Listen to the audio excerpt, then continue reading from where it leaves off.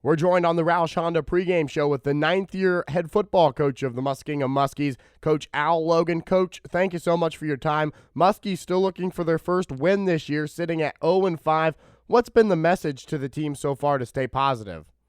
Well, we played a couple games. We thought we had a shot at winning, and it's a great group of kids. We've got a bunch of youth playing for us right now. We're banged up in a lot of places. Some guys have had to step in, and through it all, I think our kids have hung in there and played tight, played pretty well. And sometimes you play okay, and in this conference, you don't get a win. But we're going to continue to work hard and try to find a way to finish out the rest of this season.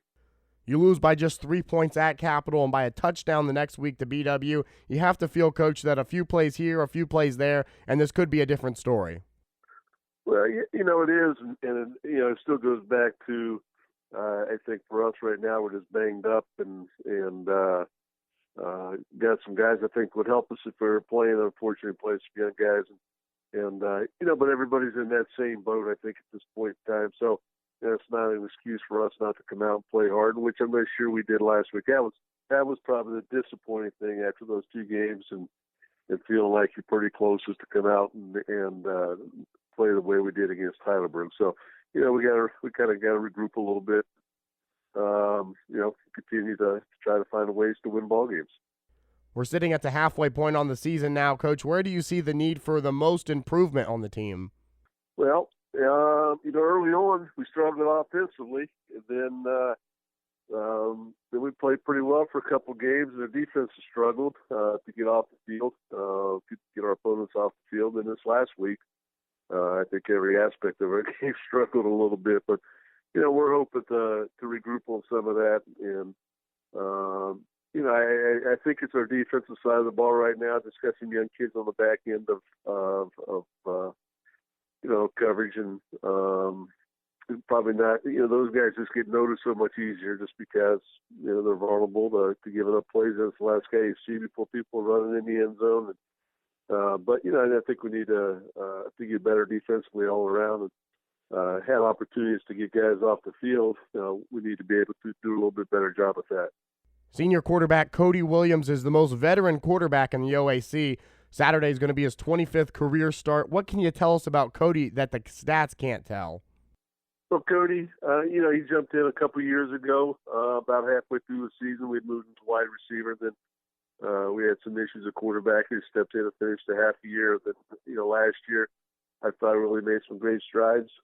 Missed a couple of games because of concussion, and come to camp this year, and I thought in great shape. He's probably throwing the ball a little bit better right now than he ever has. And then last week, he kind of shot himself in the foot early on, just throwing a few interceptions that got us down. So he'll bounce back. He's a great competitor. He gets us the opportunity to run and throw the ball. He's a kid that can run the option with and feels comfortable, knows our offense real well, and we expect him to play well these last 5 games. On the defensive side of the football, Cheney Fulton, second in the conference in tackles from his linebacker spot. First team All-OAC a season ago. He has to be the bright spot on the defense so far. Yeah, he's I think people, when you look at him on film, he's just everywhere.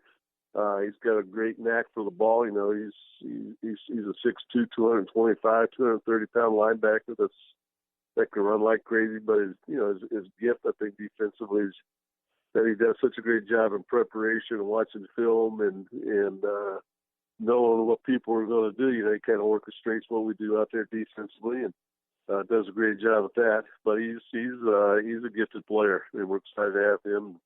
Right beside him, Zach Berry, I think, is in the top 2 or 3 in our conference also at the linebacker position, and he's having just an outstanding year for us as well. Coach, it always seems like no matter what the records are, Otterbein-Muskingum always seem to be a very close game. Do you get the same feeling that despite the records, the Muskies and Cardinals always have a very competitive game? Yeah, I really do, and that's why we try to tell our kids too. I think this year there's one team at the top, and that's Mountain. I think there's 7 or 8 other teams in the conference that are very well liked. It's who shows up, who plays hard, who limits mistakes, turnovers, and who's got the best shot of winning. And I don't see it any different, Saturday night up at Otterbein. When you've scouted Otterbein football, Coach, what have you noticed they do well that if Muskingum's going to have success Saturday, they need to stop?